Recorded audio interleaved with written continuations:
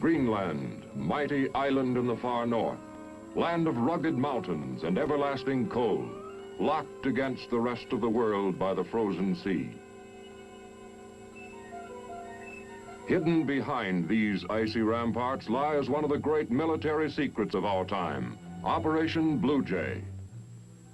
Here, where temperatures drop to 50 below zero and winds rise to 150 miles an hour gale force, where bright sun is abruptly succeeded by dense fog or blinding snow, American ingenuity and daring have built a new outpost in this country's defense, a giant air base on the top of the world. Now, at last, the story can be told. Blue Jay goes back to December 1950, when communist aggression was in full flood. It was on the offensive in Indochina. It was threatening the United Nations Army in Korea. And President Truman had proclaimed a national emergency. The job was to build a giant airbase for our largest long-range bombers high on the northwest coast of Greenland at a tiny settlement called Thule. Built with the permission of the Danish government, the base would push our defense line 2,000 miles to the north. Blue Jay's strategic location was ideal, but its construction in 4 short months seemed impossible. The impossible, however, was just a challenge to American resourcefulness. Industry and the armed forces joined hands to put across Blue Jay on time. Industry developed new designs that would stand up to the severe strain imposed by the Arctic winter.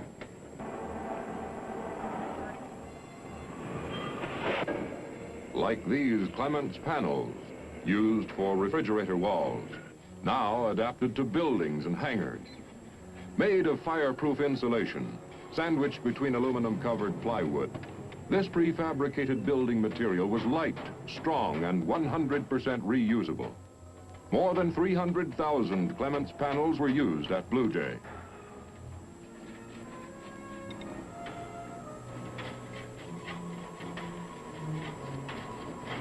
Lumber, still the basic building material. Over 11 million board feet would be needed for housing and storage. Steel for these unique hangar trusses, braced to withstand the hurricane blast of polar blizzard. Steel for the water distillation plants and giant fuel tanks. Each tank required 200 tons. Everything had to meet the rigid specifications set down by the Corps of Engineers, whose inspectors checked every item of production and supply. Since Thule had no port facilities, unloading docks were improvised from 8 old LSTs. These rusting hulks, neglected after World War II, were cleaned and patched up. Their superstructures were chopped off at deck level to provide a smooth, unobstructed dock surface. Now called dumb barges, they would be towed to Thule and anchored there as permanent piers. Throughout the spring of 1951, a tidal wave of equipment rolled toward the great Army base at Norfolk, Virginia, the prime staging area for Blue Jay. 250,000 tons of cargo moved into Norfolk without a hitch, thanks to the teamwork between the Army's Transportation Corps and the American Association of Railroads.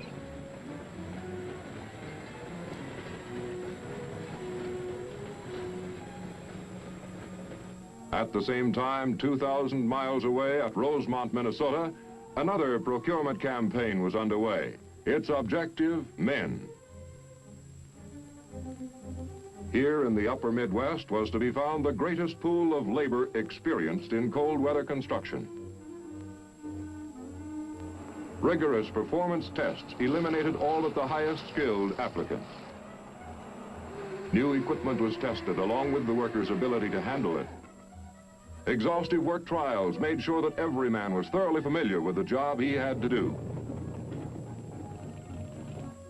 Before leaving for the north, each man was given thorough instruction in Arctic survival.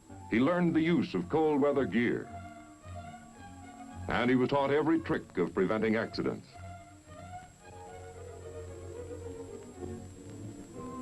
An advance party of these men was sent to Thule to prepare the job site for the main body, due to arrive by ship at the end of June. Sites for hangars and barracks, roads and quarries were staked out by the Deputy District Engineer for the Northeast District, Colonel Morton Solomon, and his staff. Temporary shelter was quickly put up. The Atwell Hut, for example, a complete building shipped as a single package. Simplicity of construction made the Atwell Hut ideal for the speedy erection of temporary living and eating quarters, administration building, and hospital. Soil experts bored for samples into Thule's frozen terrain to determine the nature of the ground. They found that everywhere below the top layer, a few scant feet under the surface, lay a bed of fossil ice and eternally frozen earth. A technique was developed to make this so-called permafrost support Blue Jay's many heavy buildings. The beach itself, meanwhile, was cleared of ice that would hamper the unloading. Dynamite was used to blast it into the bay.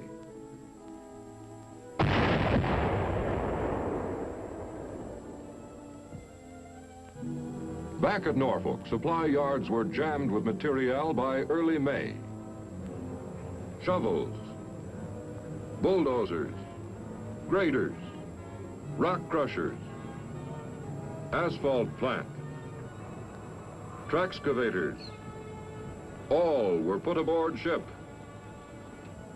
Rolling stock and other heavy equipment was firmly braced and lashed. Trucks were waterproofed for the sea voyage to protect them against corrosion.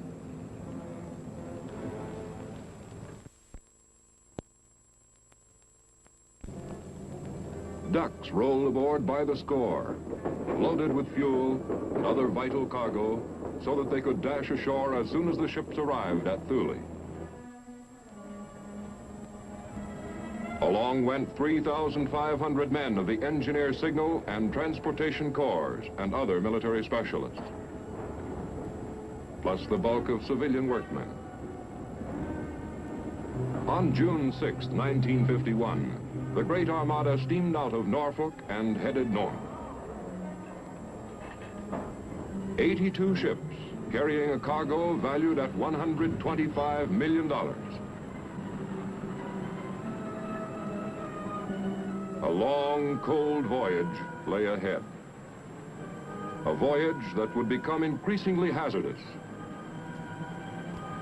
As the thin-skinned ships penetrated the vast ice fields that surrounded Blue Jay like a belt of frozen fortifications, hundreds of miles in depth. Danger loomed in the form of icebergs the size of dreadnoughts.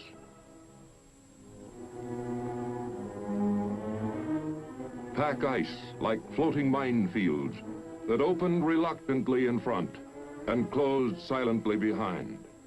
The sea became a floor of ice from horizon to horizon. The convoy halted, held fast in the ice pack. For days, the ships struggled to free themselves from their frozen trap.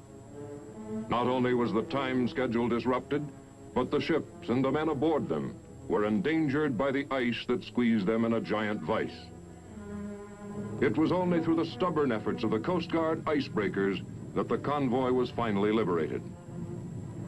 Pressing down with their heavy-jawed bows, the icebreakers battered at the tremendous ice floes 4 and 5 feet thick, hacking, crushing, grinding away. The icebreakers smashed a trail for the convoy to follow. Helicopters soared aloft on reconnaissance, scouting far ahead for signs of open water.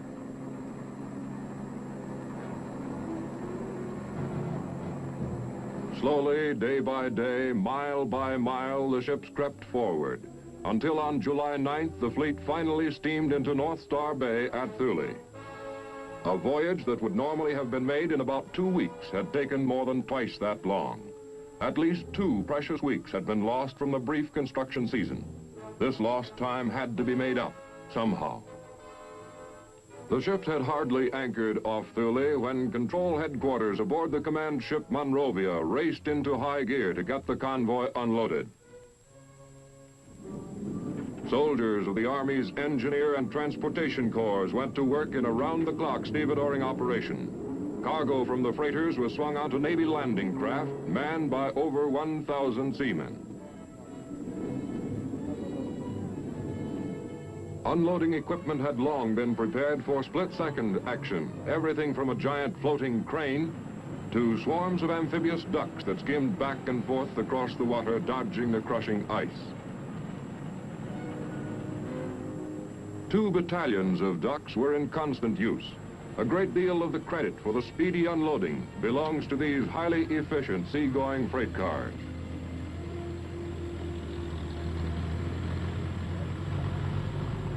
They quickly built up a vast stockpile of fuel and oil for Blue Jay's hundreds of machines. At the water's edge, the Navy's Beachmaster Control avoided traffic jams and delays by setting up a smooth traffic pattern to regulate the movement of supplies as they poured ashore. In a matter of hours, the frigid waters of Thule Harbor were transformed into a great port, crowded with Navy landing craft transferring cargo from ship to shore in a steady, unceasing rhythm of unloading. Unloading went on through rain squalls and wind. Over 153,000 long tons of cargo were eventually delivered on the beach. Work crews, 4,000 strong, were ferried to land from their temporary homes aboard 5 personnel carriers. They operated in 2 shifts, 60% in the first or day shift, 40% in the second shift. As the heavy earth-moving equipment lumbered off the LSTs, men and machines went right to work. In bad weather as well as good, 24 hours a day, 7 days a week. Dirt flew in all directions as quarries were mined with high explosives. Then dug for rock and earth fill needed at the construction sites for airstrip, roads, fuel tanks, hangars, barracks, and other buildings.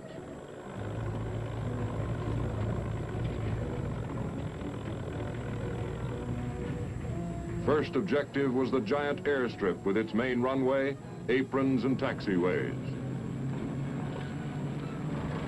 To level it off along all its tremendous length, it had to be cut down in some areas and built up in others, sometimes as much as 40 feet. Layer upon layer of fill was dumped upon the runway, smoothed down,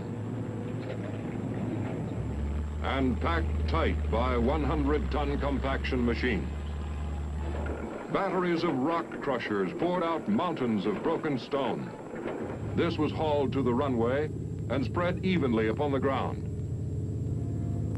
Hot liquid asphalt was sprayed upon the stones to bind them together. A layer of fine gravel followed, which was brushed to smooth it down, then rolled to compress the several layers into a solid mass.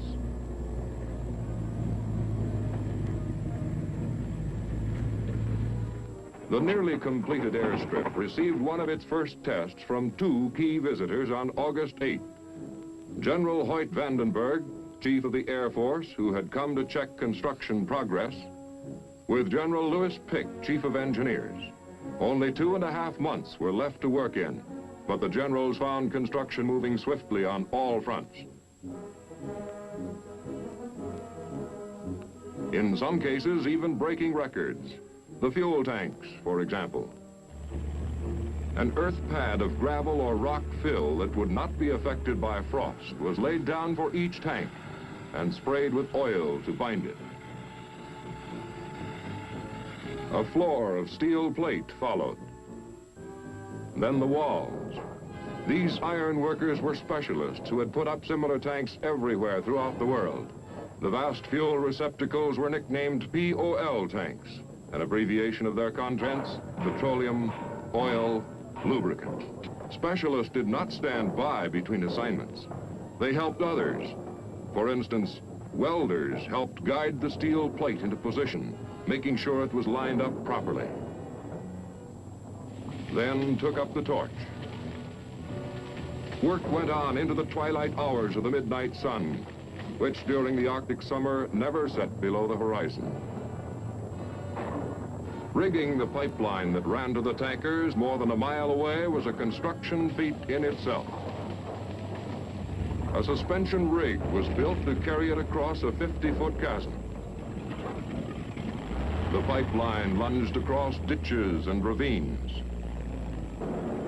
sometimes quivering in midair until it reached the bay, where, like a water snake, it swam out to the tanker and reared its head alongside.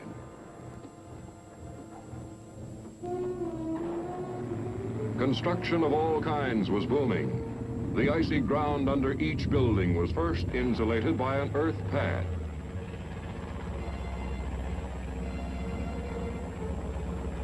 The foundations for the airplane hangars were strengthened by setting piles into the ground along the edges of each pad to provide a firm base for the hangar frame and doors. The piles were reinforced by filling in with dirt that would eventually freeze into a solid mass. Culvert pipe was laid across each pad. Cold air circulating through it would carry off the heat seeping through the hangar floor and prevent it from weakening the frozen foundation. The secret of Arctic construction was to make use of the everlasting permafrost, not work against it. The exposed pipe was buried in dry fill. Concrete was poured for the floor, followed by an insulating layer of 4-inch slabs of foam glass. Additional insurance that hangar heat would not melt the frozen earth below. These slabs were covered by a second layer of concrete, which was given a finished surface, and cured under tarpaulins with hot air blowers to keep it from freezing.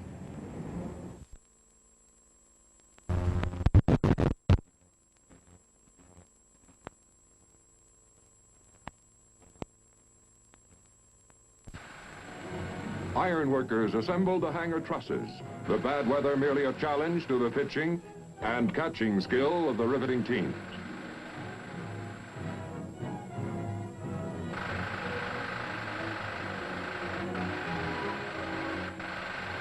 Wall frames and hangar trusses were raised into position.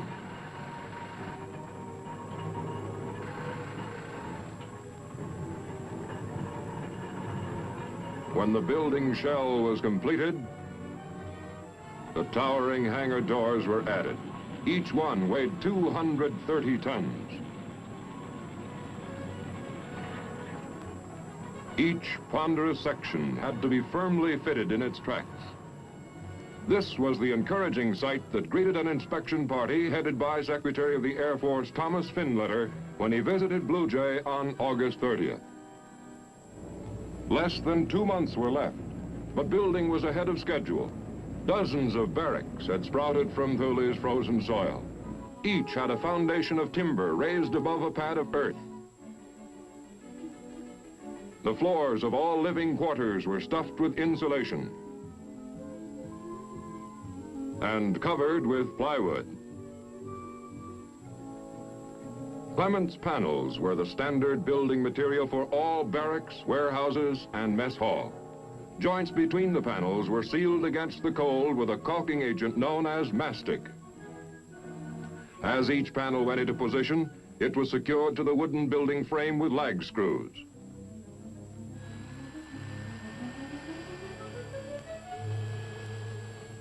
As soon as these buildings were completed, workers moved in from their quarters aboard the ships, which then left for home.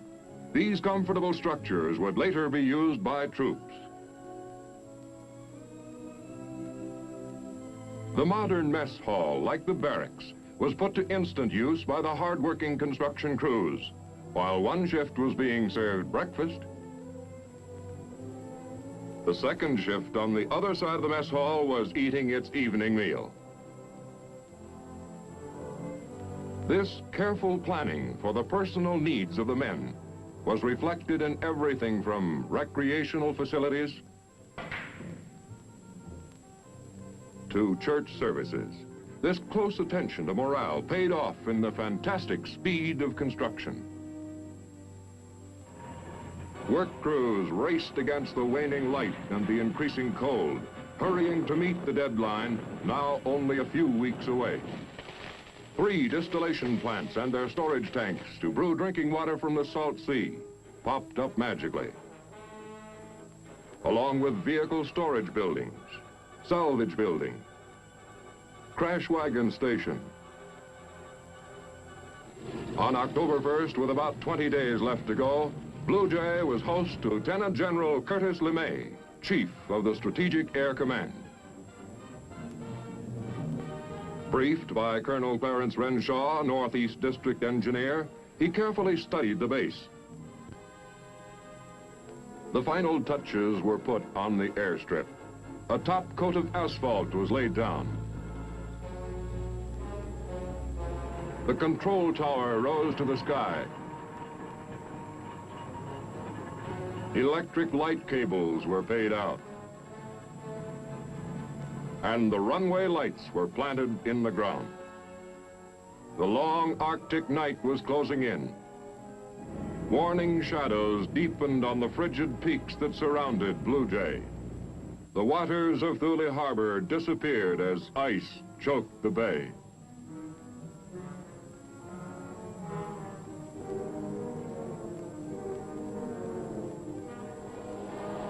Snow and sleet storms lashed the job site.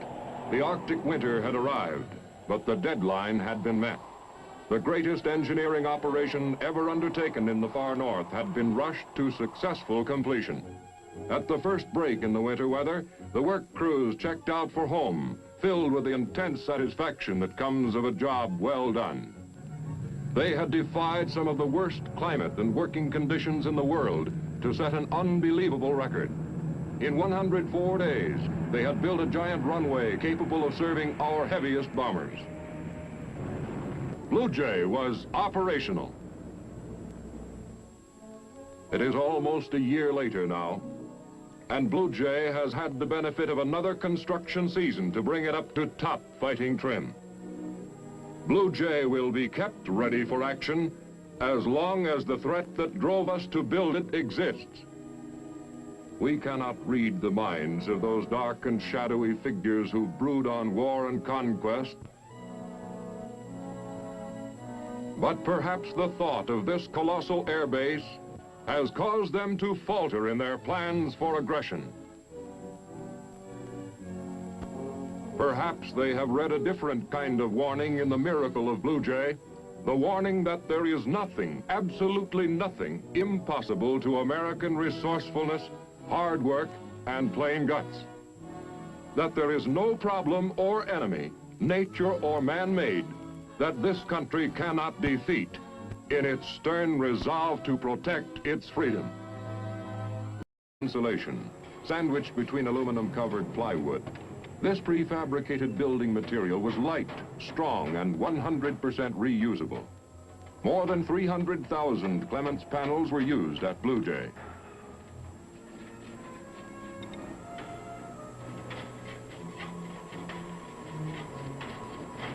Lumber, still the basic building material.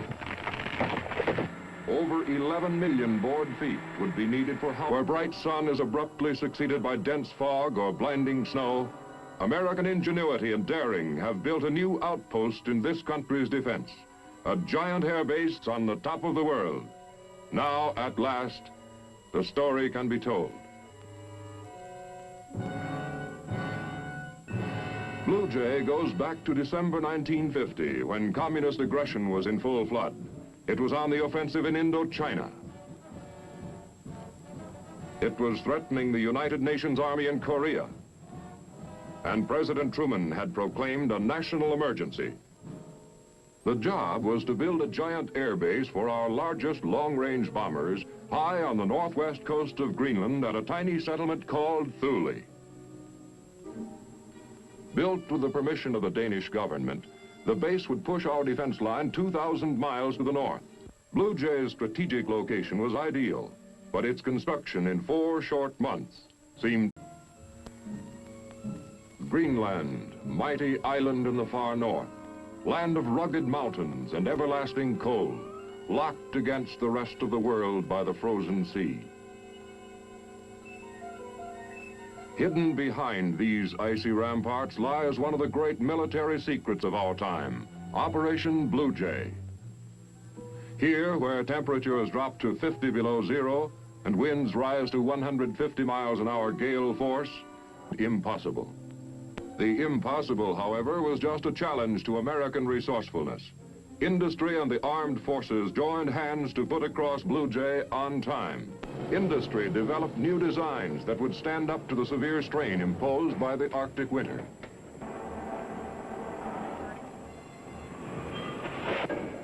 Like these Clements panels, used for refrigerator walls, now adapted to buildings and hangars. Made of fireproof